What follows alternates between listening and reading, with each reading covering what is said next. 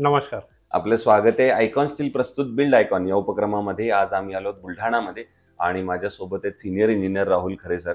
Okay. Thank you sir. मागच्या 20 वर्षांपासूनचा त्यांचा प्रदीर्घ अनुभव या क्षेत्रातला राहिलेला आहे.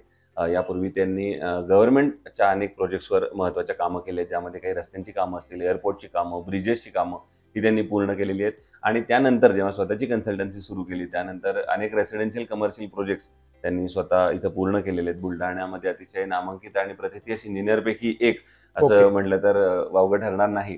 त्यामुळे त्यांच्या या संपूर्ण अनुभवाबद्दल आज आपण त्यांच्याशी बिल्ड आयकॉन या प्लॅटफॉर्मवर गप्पा मारणार आहोत. सर, सगळ्यात आधी मला विचारायचं ते म्हणजे 20 वर्षांपूर्वी तुम्हाला घेऊन जाईन असं की तुमच्या शैक्षणिक पार्श्वभूमीबद्दल, म्हणजे साधारणपणे आपली शाळा कुठली होती, कॉलेज कुठलं होतं, माझं कॉलेज या सिव्हिल इंजिनिअरिंग फील्डमध्ये येण्यामागची प्रेरणा कुणाची होती ज्यांच्यामुळे तुम्ही सिव्हिल इंजिनियर बनलात? सर, ऍक्च्युली मी 2009 ला ज्यावेळेस 1999 ला ज्यावेळेस 10वा वर्ग पास झालो त्यावेळेस असं काहीतरी नवीन क्षेत्रात जावावं असं मला वाटलं.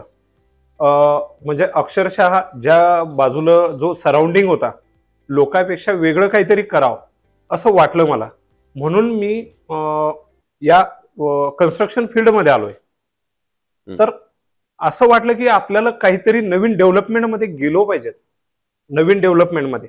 तेव्हा मला सगळ्यात अगोदर गाव जे आहे खेडे, त्या खेड्यामध्ये ज्या पहिल्या जुन्या पद्धतीच्या झोपड्या होत्या त्या झोपड्याचा विचार करून मग मी कन्स्ट्रक्शन फील्डमध्ये जाण्याचा विचार केला. सिव्हिल इंजिनिअरिंग माझं पंकज लद्दड इन्स्टिट्यूट बुलढाणा इथं माझं डिप्लोमा झाला. नंतर मी रोड फील्डमध्ये गेलो. म्हणजे अक्षरशः मला प्रेरणा आमचे जे पठाण सर आहेत त्यांचे जे वडील आहेत त्यांनी फार मोलाचं मार्गदर्शन केलं त्यावेळेस. तिथून मी आज पुढे गेलो. बरोबर. हो.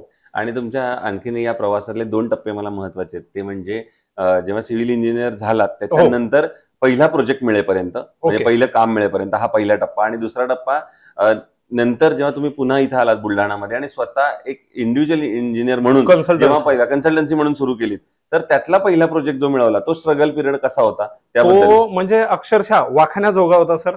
त्या पिरियडमध्ये मला साईडवरती फुल कॉन्सन्ट्रेशन करावं लागले.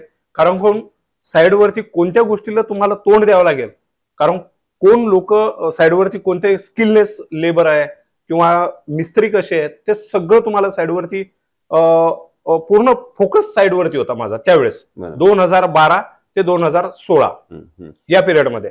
आणि पहिली साईड कशी मिळाली ती? माझी साईड पहिली सुपरविजनला मिळाली सर. 2 बंगलोज होते, इंडिव्हिज्युअल बंगलोज होते, पण चांगल्या क्वालिटीचे आणि चांगल्यात चांगले दिसले मला. ओके. आणि तो पहिला प्रोजेक्ट होता. सुरुवात केली तिथं माझं चिखली रोडला आवारे सर म्हणून आहेत, त्यांचा एक फार मोठा बंगलोज. विशेष म्हणजे तो बंगलोज सांगण्यासारखं आहे की तो किचन मध्ये डुप्लेक्स घेतलेला आहे सर. आपण किचन मध्ये, लोक हॉलमध्ये डुप्लेक्स ठेवतात, आपण किचन डुप्लेक्स घेतलेला आहे. आणि त्याला वरती व्यवस्थित व्हेंटिलेशन, ज्याला की चिमणी वगैरे जे म्हणतात ते पूर्ण व्हेंटिलेशनच्या हिशोबाने पूर्ण तो हॉलच एवढा आहे सर. लोकांचा हॉल असतो त्यांचं किचन आहे, एवढं फुलफिल ठेवलेलं आहे त्याला. व्हेंटिलेशनच्या कुठेही चॅलेंज स्वीकारलेले होते आपण त्या कामामध्ये 2016 मध्ये. बरोबर. क्या बात आहे. सो आता काही तांत्रिक प्रश्नांवर येऊया सिव्हिल इंजिनिअरिंग रिलेटेड. त्यातला पहिला प्रश्न असा आहे की मागच्या आता 20 वर्षांपासून तुम्ही या फील्डमध्ये काम करताय, तर तुम्ही एक घटक कायम बघितला असेल, तो म्हणजे कामगार, आणि त्यातला पण अकुशल कामगार. तर अशा अकुशल कामगारांकडून काम करून घेणं हे कितपत धोकादायक आहे असं तुम्हाला वाटतं? नाही. आणि तुम्ही कशी ती परिस्थिती हाताळता? सर, आज हे ना साईडवरती कुशल कामगार फार महत्वाचा आहे. कारण काय होतं, लाईन लेवल साईडवरती ही फार महत्वाची आहे आपल्याला. जो लाईन लेवल मध्ये काम करेल तिथं आपलं म्हणजे कस्टमर जो आहे, ओनर जो आहे, त्याचं सेव्हिंग होईल, मालाचं सेव्हिंग होईल, कामाचं सेव्हिंग होईल, आणि टाइम पिरियड मध्ये तो काम चांगलं होईल, बॉन्डिंग चांगलं होईल, आणि तिच्यामध्ये आपलं नाव सुद्धा उज्ज्वल होईल. बरोबर. स्किल मिळाला तर, नाही स्किल वाला लेबर मिळाला तर तिथं कामाची क्वालिटी लो होऊन जाते. दुसरं, कन्स्ट्रक्शन मध्ये प्लॅन ही स्टेज अतिशय महत्वाची, कारण प्लॅनशिवाय पुढे जाऊ शकत. तर प्लॅन या स्टेजचा इम्पॉर्टन्स तुमच्या नजरेतून काय सांगाल आणि तुम्ही कसं काम करता? सर, प्लॅनिंग हे कसं असतंय, आपल्याला सगळ्यात अगोदर कस्टमर जो आहे, ओनर, त्याची पहिली सगळ्यात अगोदर त्याची प्रायव्हसी काय आहे ते समजून घ्यावं लागेल. त्याची प्रायव्हसी आहे, मग आपलं त्यांच्या समोर प्रेझेंटेशन कसं करतोय आपण ते महत्वाचं आहे आपल्यासाठी. प्रेझेंटेशन चांगलं असेल तर कस्टमर पहिल्या किंवा दुसऱ्या प्लॅनिंग मध्येच आपल्याला तो फुलफिल वाटेल.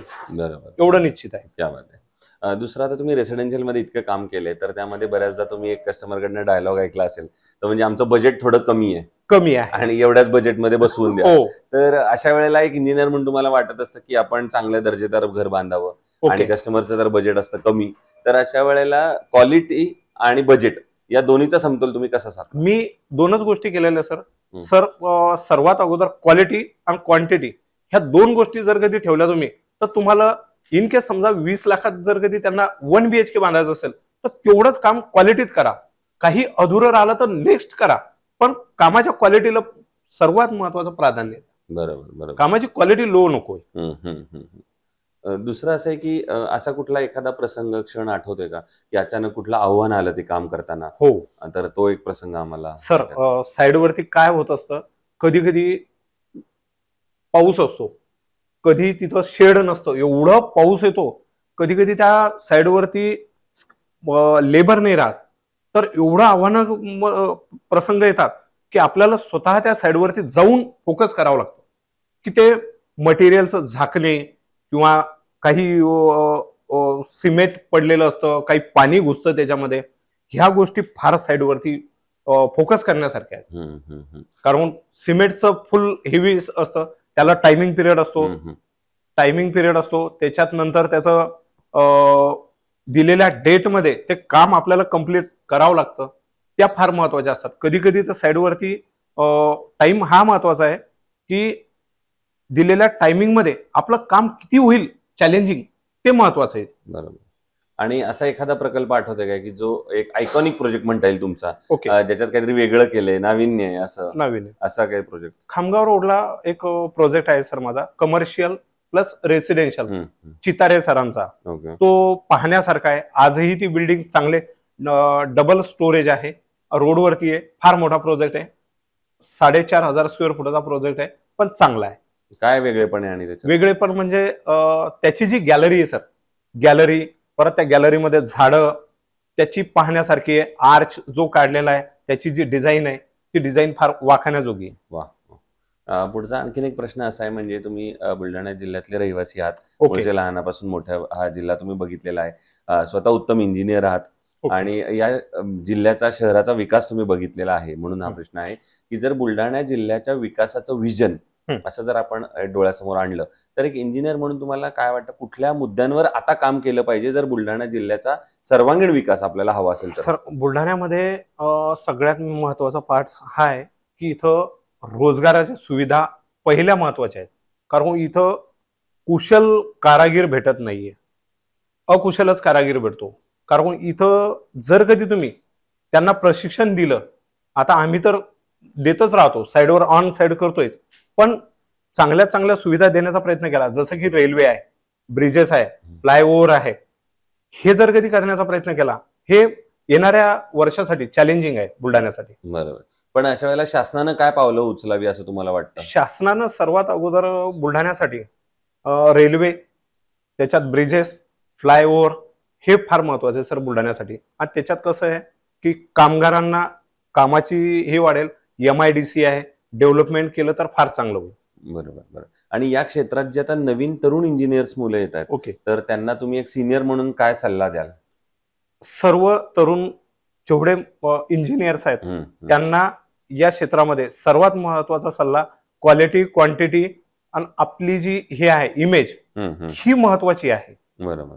ह्या गोष्टी पाळल्या तर आपण सक्सेस आहे. बरोबर. दुसरं, कन्स्ट्रक्शन मध्ये स्टील हा अतिशय महत्वाचा फॅक्टर असतो, तर ते स्टील निवडताना तुम्ही काय पॅरामीटर्स बघता आणि मग ठरवता की हे स्टील चांगले आहे? आपण सर, स्टील निवडताना आतापर्यंत फुल कंपन्या बघितल्या आम्ही, म्हणजे मार्केटमध्ये भरपूर कंपन्या आहेत, ठराविक कंपन्याची नावं नाही घेऊ शकत, पण कंपन्यामध्ये स्टीलमध्ये त्याची जंगरोधक जी क्वालिटी आहे ती, परत तुमचा अर्थक्विक, त्या गोष्टी, तर आम्हाला सगळ्यात अगोदर आयकॉन मध्ये ते ऑन फील्ड आम्हाला भेटलंय, म्हणून आम्ही सगळ्यात अगोदर आयकॉन स्टील जे आहे ते फील्डवरती यूज करतोय.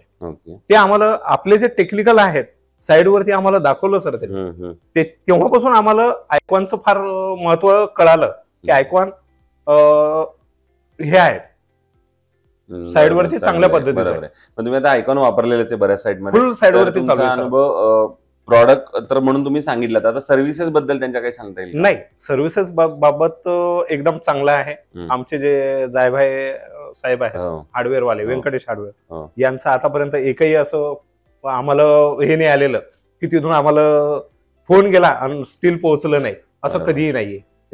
हो, सो तुम्ही समाधानी आहात पूर्ण? Okay okay. त्यांच्या बाबतीत एकदम समाधानी. आपल्या आयकॉन स्टीलचे फार आभार ओके आम्हाला या ठिकाणी बोलण्याची संधी दिल्याबद्दल.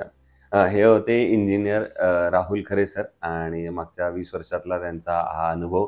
त्यांनी अनेक प्रसंगही सांगितले आणि त्यातलं नाविन्यही जपलं, आणि सगळ्यात महत्त्वाचं या क्षेत्रात जे नवीन इंजिनियर्स येतात त्यांच्यासाठी सुद्धा त्यांनी फार महत्त्वाचा सल्ला दिला. तर पुन्हा एकदा आपले मनापासून आभार, आणि येणाऱ्या भविष्यात सुद्धा असेच आयकॉनिक प्रोजेक्ट तुमच्या हातून घडावेत याच मनपूर्वक शुभेच्छा. So thank you sir. Thank you. Very good.